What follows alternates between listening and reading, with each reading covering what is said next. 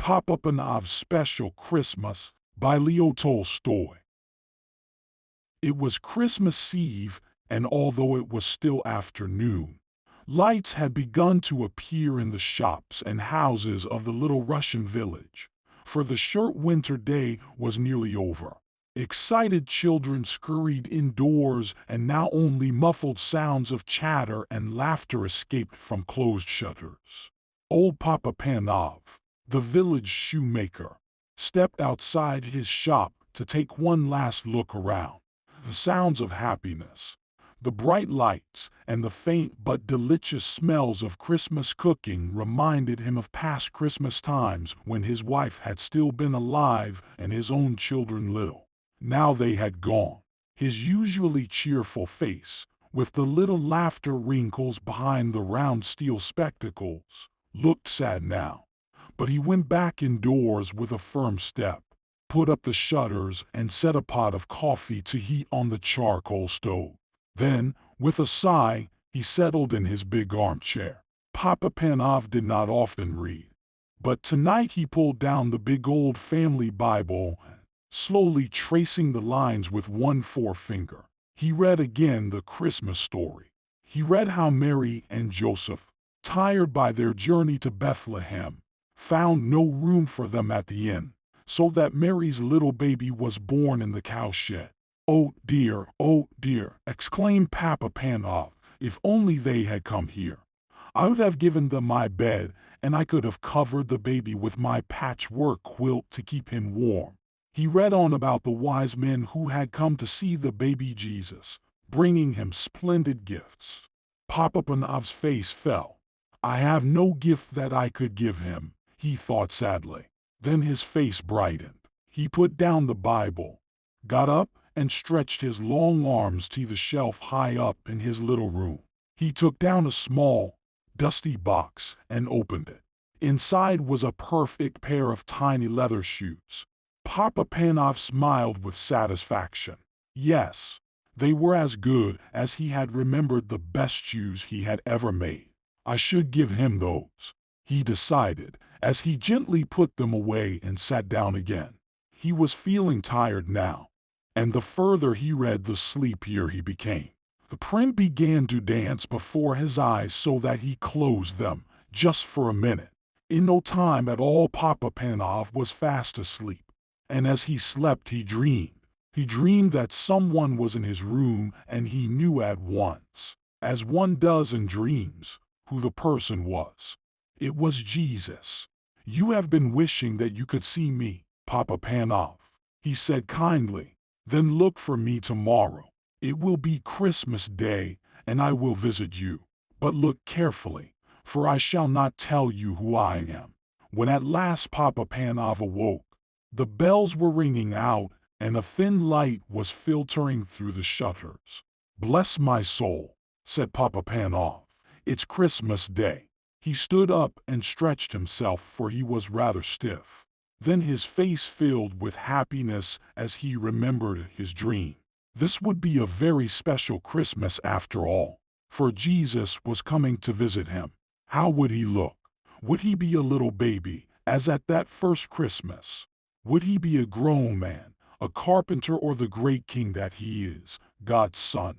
He must watch carefully the whole day through so that he recognized him however he came. Papa Panov put on a special pot of coffee for his Christmas breakfast, took down the shutters, and looked out of the window. The street was deserted. No one was stirring yet. No one except the road sweeper. He looked as miserable and dirty as ever, and well he might.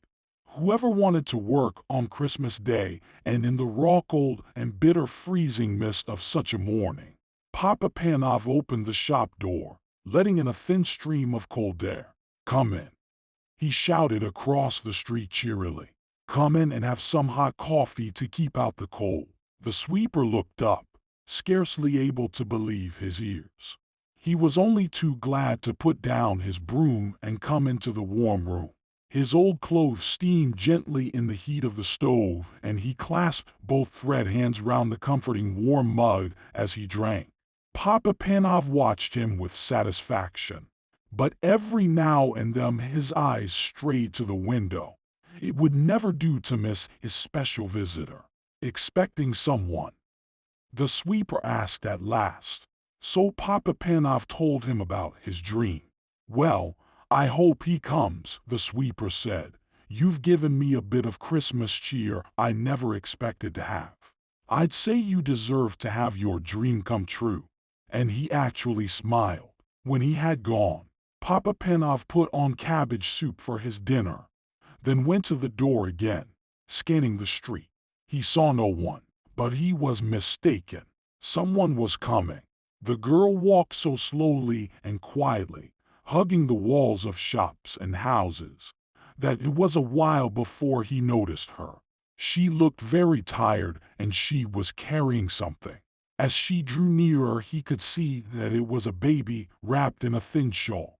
There was such sadness in her face and in the pinched little face of the baby that Papa Panov's heart went out to them. Won't you come in? He called, stepping outside to meet them. You both need a warm seat by the fire and a rest. The young mother let him shepherd her indoors and to the comfort of the armchair. She gave a big sigh of relief. I'll warm some milk for the baby, Papa Panov said. I've had children of my own, I can feed her for you. He took the milk from the stove and carefully fed the baby from a spoon, warming her tiny feet by the stove at the same time. She needs shoes, the cobbler said. But the girl replied, I can't afford shoes. I've got no husband to bring home money. I'm on my way to the next village to get work. A sudden thought flashed through Papa Panov's mind. He remembered the little shoes he had looked at last night, but he had been keeping those for Jesus. He looked again at the cold little feet and made up his mind. Try these on her, he said, handing the baby and the shoes to the mother. The beautiful little shoes were a perfect fit. The girl smiled happily and the baby gurgled with pleasure. You have been so kind to us, the girl said when she got up with her baby to go. May all your Christmas wishes come true. But Papa Panov was beginning to wonder if his very special Christmas wish would come true. Perhaps he had missed his visitor. He looked anxiously up and down the street. There were plenty of people about, but they were all faces that he recognized. There were neighbors going to call on their families. They nodded and smiled and wished him Happy Christmas. Or beggars, and Papa Panov hurried indoors to fetch them hot soup and a generous hunk of bread, hurrying out again in case he missed the important stranger. All too soon the winter dusk fell, when Papa Panov next went to the door and strained his eyes. He could no longer make out the passers-by. Most were home and indoors by now anyway. He walked slowly back into his room at last, put up the shutters, and sat down wearily in his armchair. So it had been just a dream after all. Jesus had not come. Then all at once he knew that he was no longer alone in the room. This was not dream, for he was wide awake. At first he seemed to see before his eyes the long stream of people who had come to him that day. He saw again the old road sweeper, the young mother and her baby, and the beggars he had fed. As they passed, each whispered, Didn't you see me, Papa Panov? Who are you? He called out, bewildered. Then another voice answered him. It was the voice from his dream, the voice of Jesus. I was hungry and you fed me, he said. I was naked and you clothed me. I was cold and you warmed me. I came to you today, every one of those you helped and welcomed. Then all was quiet and still, only the sound of the big clock ticking. A great peace and happiness seemed to fill the room, overflowing Papa Panov's heart until he wanted to burst out singing and laughing and dancing with joy.